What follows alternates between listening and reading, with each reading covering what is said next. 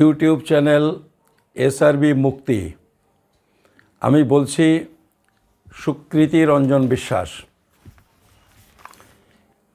একটু আগে একটা ভিডিও করলাম, যেটা শুরু করেছিলাম একটা সুখবর দেব বলে, অর্থাৎ নতুন করে একটা আন্দোলনের কর্মসূচি আমরা তৈরি করতে যাচ্ছি। এই খবরটা একটা সুখবর হিসেবে আপনাদের সামনে আমি বলেছি, কিন্তু সেই ভিডিও আপনাদের কাছে পৌঁছানোর আগেই ভিডিওটা আমি শেষ করার 10 মিনিটের মধ্যে এক দুঃসংবাদ পেলাম, অত্যন্ত খারাপ খবর। আমি জানি না আসলে এই খারাপ খবরটা যদি সত্যি হয়, আমি চাইছি যেন সত্যি না হয়, কিন্তু যদি এটা সত্যি এই খবরটা যদি সত্যি হয়, তাহলে এটা একটা সাংঘাতিক দুঃসংবাদ আপনাদের সবার জন্যে। আমাকে টেলিফোন করে একজন জানালেন, 10-15 মিনিট আগে জানালেন, আমাদের এক বন্ধু কাম দাদা, বহুদিন থেকে আমাদের এই আন্দোলনের সাথে যুক্ত, এখন অনেকটাই অচল হয়ে গেছেন, কিন্তু তিনি খবরটা পেয়েই আমাকে জানালেন যে ঠাকুরনগর পোস্ট অফিসে 10-15টা চিঠি এসেছে। সেই চিঠিগুলি হলো ভোটার তালিকা থেকে নাম বাদ দেওয়ার নোটিশ। ভালো করে শুনুন, ভোটার তালিকা থেকে নাম কেটে দেওয়ার নোটিশ, আধার তালিকা থেকে নয়।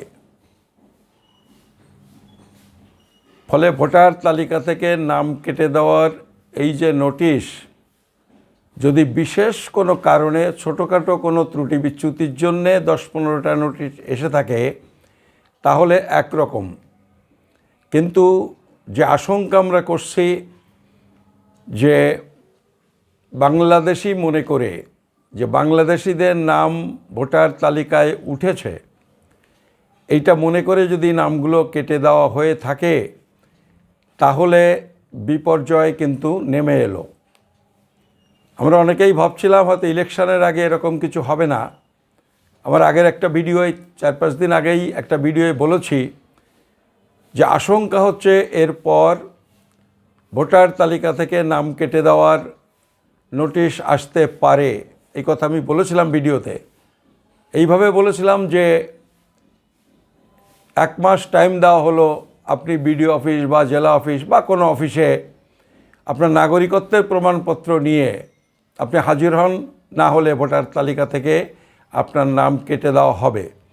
এই মর্মে একটা আশঙ্কা করে আমি একটা ভিডিওতে, 1 বা 2টো ভিডিওতে বলেছি, কিন্তু সেই আশঙ্কা এত তাড়াতাড়ি বাস্তবায়িত হতে পারে, বজ্রপাত এত তাড়াতাড়ি হতে পারে, এইটা কিন্তু আমিও ভাবিনি, কিন্তু সেটাই ঘটেছে।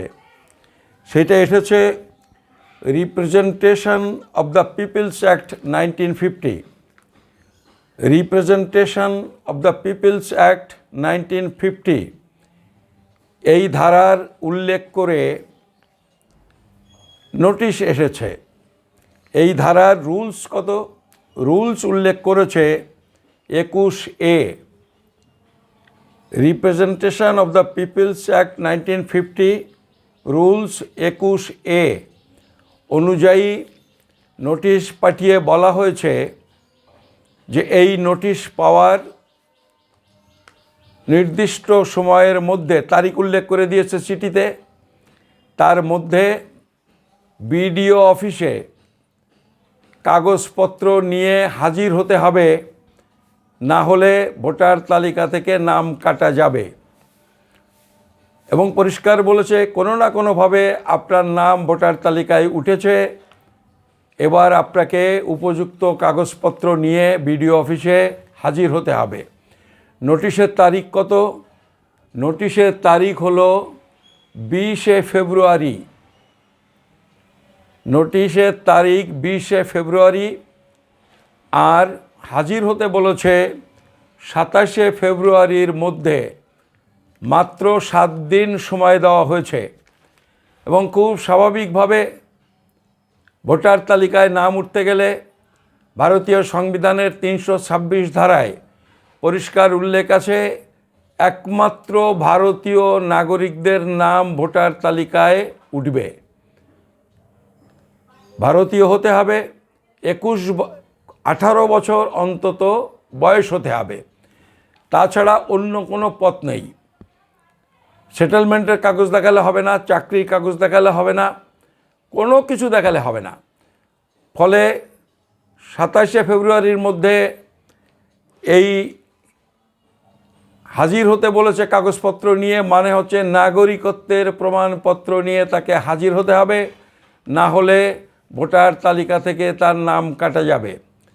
ফলে এই বিপদ 2014 সালের পরে যারা এসেছেন এটা কিন্তু শুধু তাদের নয়, এই বিপদ কিন্তু 1948 সালের 19শে জুলাইয়ের পরে যারা এসেছেন, অর্থাৎ 48 সাল থেকে 2014 সালের মধ্যে যারা এসেছেন, এই বিপদ কিন্তু তাদেরও। কারণ তাদেরও ভোটার তালিকায় নাম উঠতে গেলে নাগরিকত্বের প্রমাণপত্র লাগবে। ফলে এইটুকু খবর পেয়েছি, এইটুকু খবর আপনাদের জানালাম। আপনারা আরও খোঁজখবর নিন এবং যদি এরকম নোটিশ আরও বিভিন্ন পোস্ট অফিসে গিয়ে থাকে আপনারা জানাবেন, আমাকে জানাবেন। যদি জানাতে চান, আমার ফোন নাম্বার হলো 9832157487। আরেকবার বলি, 9832157487। যদি কারুর এরকম ভোটার তালিকা থেকে নাম কেটে বাদ দেওয়ার নোটিশ গিয়ে থাকে আপনারা আমাদের জানাবেন, যাতে আমরা এটা খোঁজখবর নিতে পারি এবং আমরা এটা নিয়ে যা করণীয় সেটা দ্রুত চেষ্টা করতে পারি। ধন্যবাদ।